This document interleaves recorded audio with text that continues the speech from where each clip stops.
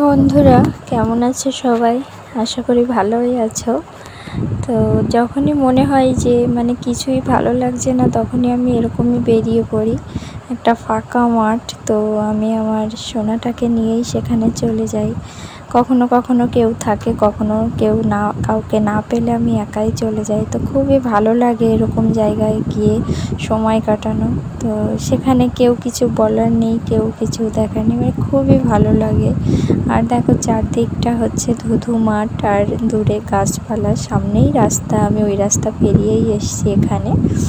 তো দেখো, এরকম জায়গায় গিয়ে প্রকৃতির একটা যে সুন্দর যে আবহাওয়া, সেটা নিলেই যেন মনটা ভালো হয়ে যায়। মনে তখন আর কোনো দুঃখ কষ্ট কিছুই থাকে না। এতটাই সুন্দর লাগে এরকম একটা জায়গায় গিয়ে দাঁড়ানো।